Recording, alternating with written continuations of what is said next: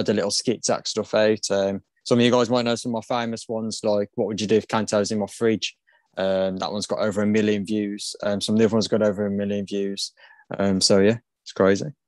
I like someone that likes to spread positivity. That's the main thing. I mean, Luke, why do you think it's important to spread positivity on TikTok, especially in the times that we're living in right now, with the pandemic that's been happening, the racism that's affecting this country, all of that? Why is it important to spread positivity in light of these times? It's very important. I mean, that's one of the reasons why I started posting on TikTok. Obviously, I started posting in January. One of the main reasons was to keep myself entertained through lockdown, but to try and bring smiles to people's faces through difficult times. Because obviously in the last lockdown, it was in the winter, it was colder days, people weren't going to go out more, so it was going to be inside more. So I just wanted to bring smiles to people's faces. And I did have people who DM me on Instagram, Snapchat, places like that, saying I've helped with their mental health, and that what meant a lot to me. Because that was one of the main reasons why I did it as well. Not just to entertain myself, but to try and entertain others and try and get people through their days, obviously through the difficult times through lockdown. Obviously, you mentioned about racism as well. I've done a few videos about that, just try and put the awareness out there that it needs to stop. Obviously, most recently with Sacco, Sancho and Rashford after the Euro final. Yeah. That was disgraceful. There's no need for that. I did a video about that. I put it on my other social media platforms as well to try and stop it. Obviously, social media platforms are trying to do stuff about it, but personally, I don't think they're doing enough, because people can easily create accounts and do it and then delete the account straight after. Obviously, the government have stepped in a bit now, but it's took long enough. It's about time they step in and do something, but I still think there's a lot more that needs doing. What can they do though? What can they do? Twitter, Instagram, TikTok, these places where the racism and these, footballers and loads of other people are getting attacked. What can these social media platforms do to tighten that security up, to stop these things, happening? Because it's been going on for far too long. We're not just talking about when, it all came to, a head when George Floyd was killed last year. But, this has been going on for years and years and years and years. It's been like a recurring sort of bubble that's been blown up. And now it's come to our breaking point. So what do you think, as a social media influencer, what can social media do? And how fast should they act to get this sorted? I mean, they are trying the best. I mean, I've seen a few things where they're putting in special things. So like you might have like a special password or something like that. They're going to crack down on accounts more, and they're on about permanently banning more accounts. But I don't think that's enough. I think they need to might need to have like an extra security thing when you create your account, or they could have like a tracker, but then you've got to be careful with obviously people's rights, stuff like that on social media. I think that'll be a way, but I don't think they'll do that. But I think that'll be a way to stop it. But yeah, they need to try and crack down, get these accounts banned. And I think what they should do as well, because on some social media platforms you can create unlimited amount of accounts. I think they need to put a limit on how many accounts you can create. And also, if you've been banned on some accounts, after that, you can't create anymore. So say if you've been banned on one account, you cannot create another account on that platform if it's because of racism.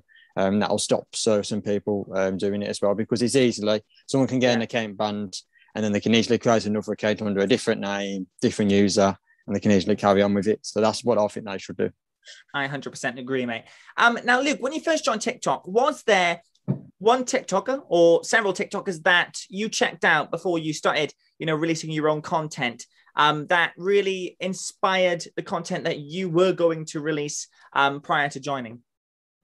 One main group I've been watching for a long time. They're called the Smithy family. I don't know if you've heard of them. Yeah, I've heard of them. Yeah. Obviously you've got Nick, Jess, Jack, obviously the two girls. Obviously you've got Jack's girlfriend Amy now as well. But I've been following them since there was about 30k followers. Now they're on over 2 million. And they were one of the main groups who inspired me to start posting, because obviously Nick, he suffers with mental health and TikTok helps him get through that. And he was one of them, because I'll be honest with you, I used to be a low confident person.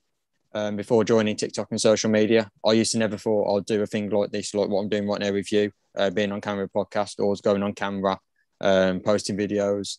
But people like Nick helped me with obviously his words, what he's doing, and encouraged me through his videos. And that's what helped me start posting, and that brought my confidence up as well. What's helped me in life more as well now, because obviously I'm posting more with my job as well. I'm more confident with like dealing with customers, stuff like that. Obviously, I do coaching as well, so I'm more confident in that. It's helped me with everything. Social media has mainly my confidence as well. So that's probably one of the main accounts. So yeah. Yeah. So you'd say like TikTok has been a huge blessing for you. The fact that it's something completely different to stuff we've seen before on social media, on Facebook and Instagram. TikTok brings a new dimension to what social media is, doesn't it? Yeah, definitely. I mean, obviously on TikTok, you can there's obviously different trends going around. You can have 15-second videos, 60-second videos. They've added 3-minute videos now you can add in. You can do funny little videos like dancey, stuff like that. What's trending around. Obviously, more unique stuff is obviously the Q&A thing. That only got released, I think it was in February this year. And obviously, I started posting on there. People started asking me questions, and then obviously I did little skits acting out. And obviously that started trending as well. And some of my videos on there got like over 1 million views.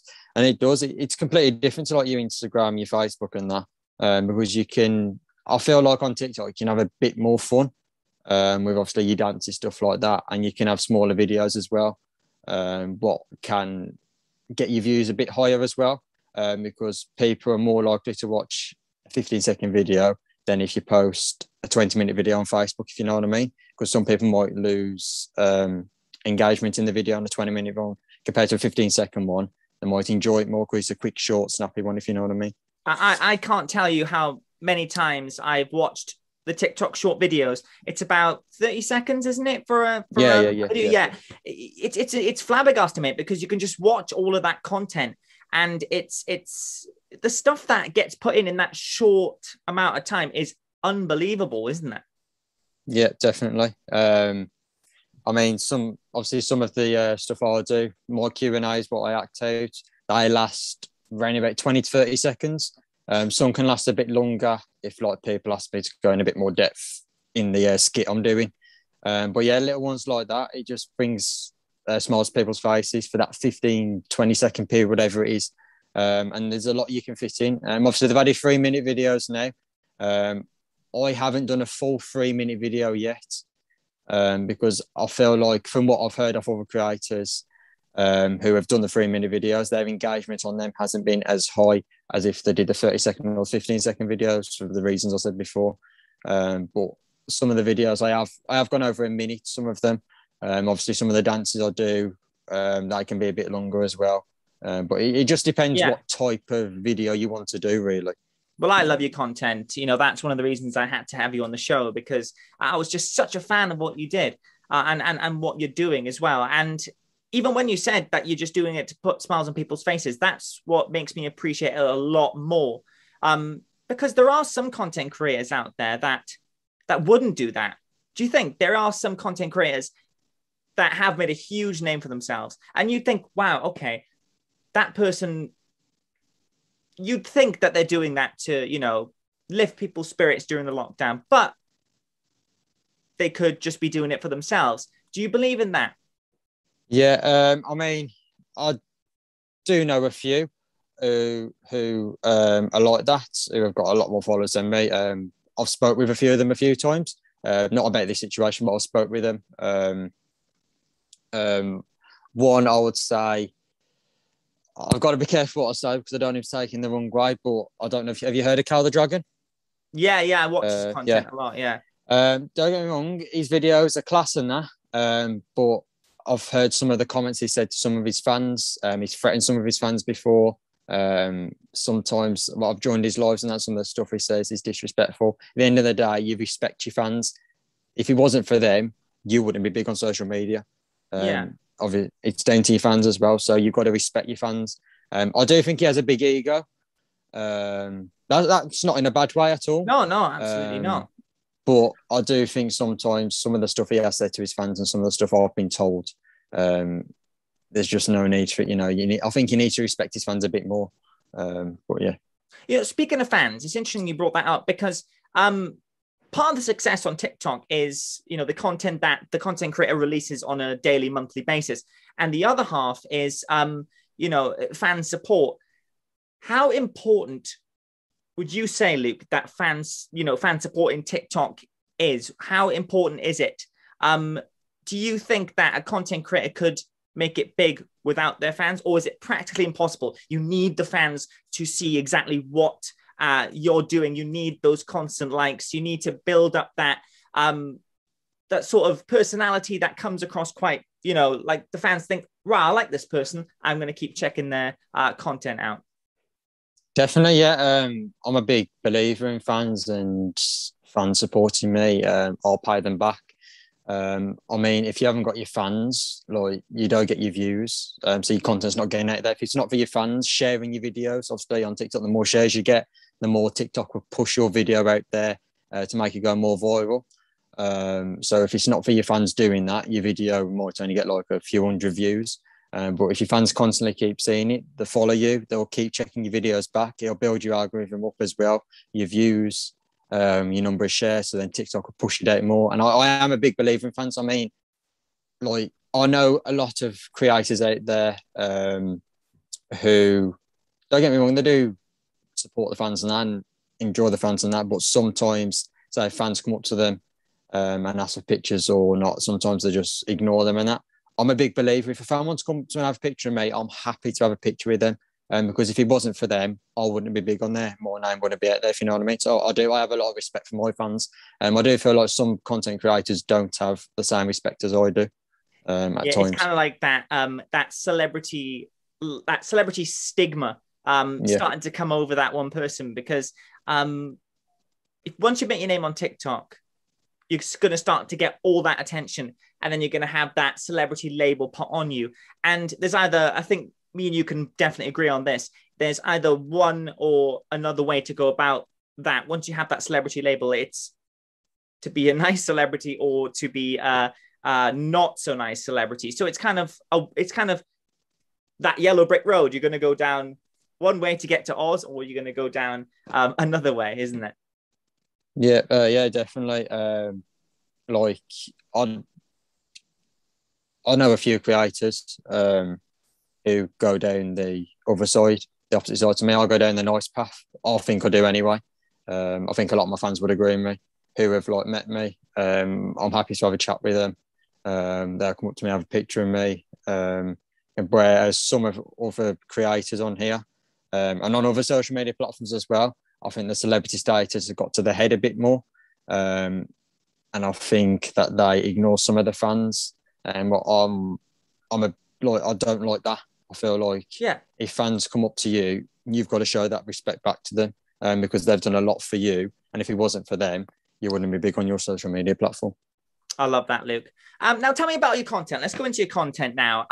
What was the idea behind it? What did you want to achieve from the content that you wanted to post on TikTok? Tell me first about the ideas process. Would you say that you're the kind of guy that, has ideas shooting into your head and you like to put them to sort of, practice before you release them? I only started joining TikTok, obviously. I've said the reason before, to entertain myself and to bring smiles on people's faces. So I started off just seeing what was trending, looking around, little videos. I used to little dance videos on a morning, maybe. That was about it, like one video a day, maybe.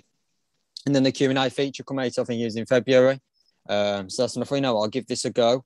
I'll put on my other social media platforms, like, I'm going to start doing this. If anyone wants to ask me questions, they can. And that's when I started acting out a few little things as well.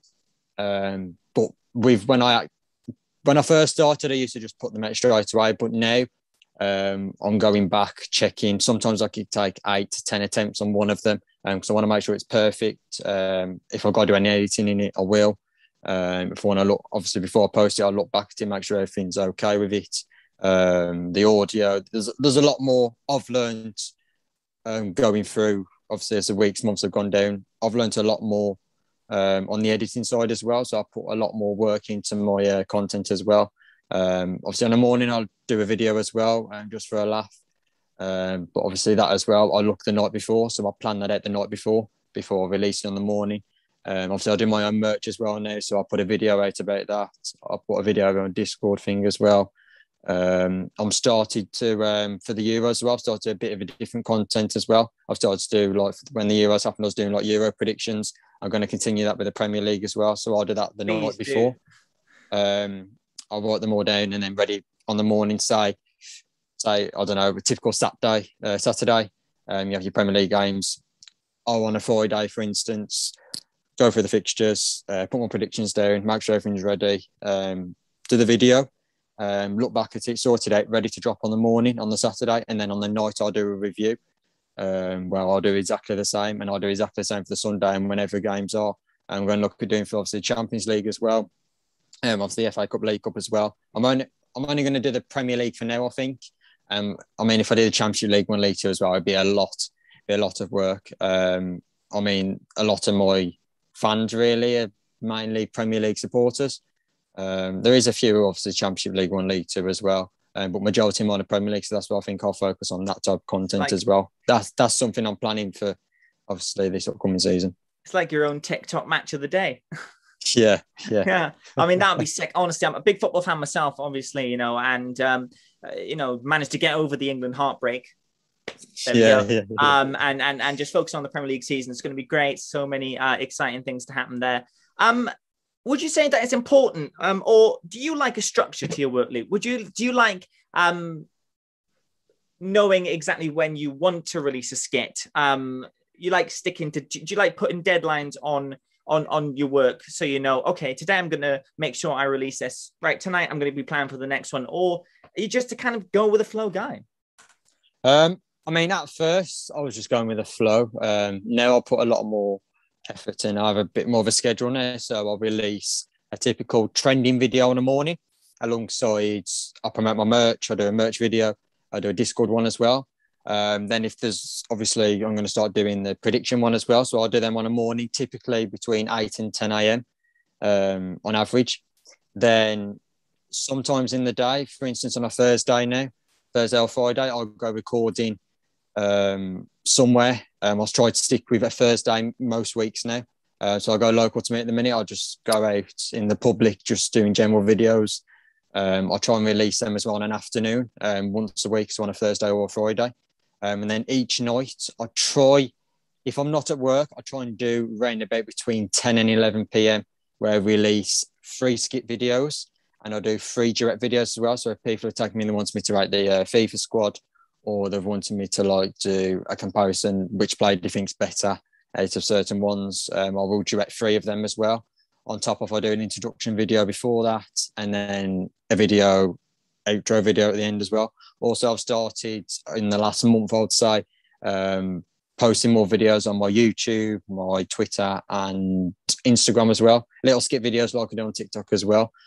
So I do each of one of them as well. And then I do a video on TikTok as well for each social media platform. So a Twitter, a YouTube and an Instagram one, just to promote it as well, to get more views off TikTok, to go and follow my other socials as well. So typically on a night, I can do anywhere between 8 and 12 videos. It just depends on obviously how many I do in that. But I do try and aim for 3 skit videos mainly on my TikTok, 3 directs, and then 3 videos for Instagram, Twitter, and YouTube as well. And obviously an intro and outro video as well. That's great. Now, I'm really intrigued to know a little bit more about why you turned to releasing your own merch. I've never asked a TikToker this question. I'm quite intrigued to ask you because I've seen some of your merch, Luke.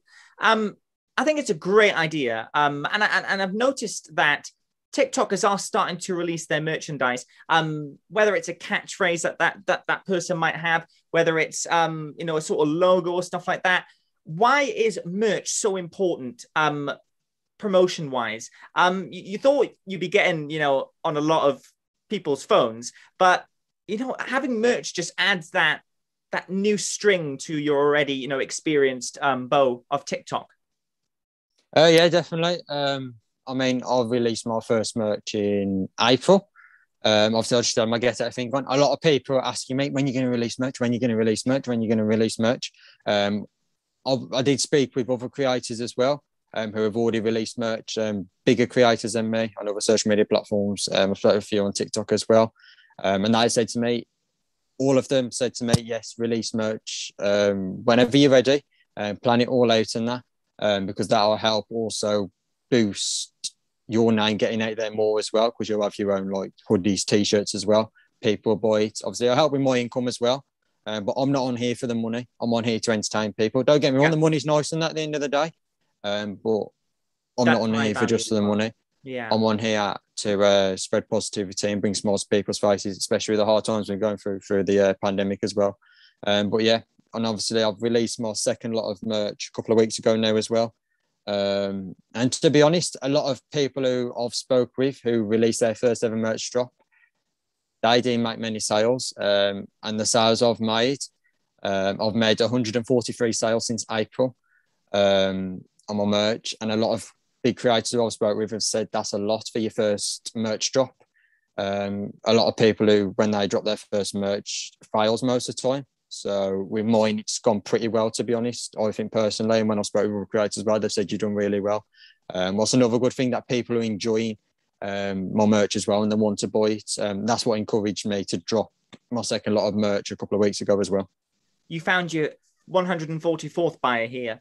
Yeah. So, mate, how would you say that TikTok's changed your life personally and professionally? And how thankful are you to TikTok for giving you this opportunity to put yourself in the limelight and to give you a chance to, entertain and put smiles on people's faces? It's changed my life a lot. I mean, like I've said to you previously on here, I used to be a low confident kid, especially at school. I used to not really talk to people and that. I used to have like my little friendship group as well, but I didn't really used to talk to people. And since I've been on TikTok, obviously I'm getting recognised a lot more. I was still at college at the time, obviously. I've left college in May. So obviously when I first started creating, when I first started to get big in March, April, when we went back after lockdown, I was starting to get recognised more. So I felt like now I've started posting on here, I've got to be more confident, if you know what I mean. To deal with the general public when they keep coming up to me asking for pictures, stuff like that. And to be honest, TikTok did help me with that. And I think it's helped with general life as well. Because like I said, in my job, I'm more confident as well. In my coaching, I'm more confident as well. Just in general, I'm just more of a confident person.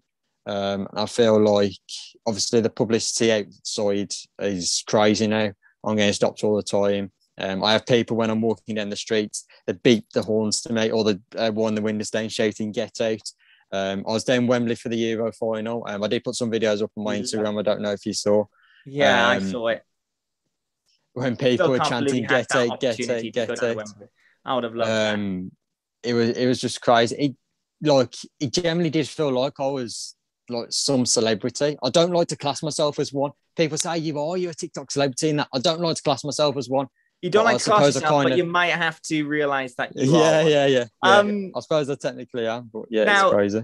I just got to say, Luke, it's been a pleasure having you on the show. It's been great chatting to you. Now, as a football fan, and as a football fan myself, I want to ask you, who do you reckon is going to be the Premier League signing of this transfer window? Could be one that's already happened or one incoming. Ooh. Because there's been a lot of rumours, hasn't there? A lot of rumours. Yeah, there's been a lot of rumours. Big superstars coming over. There's been a lot. I honestly think Jadon Sancho is going to be a standout signing for Manchester United. I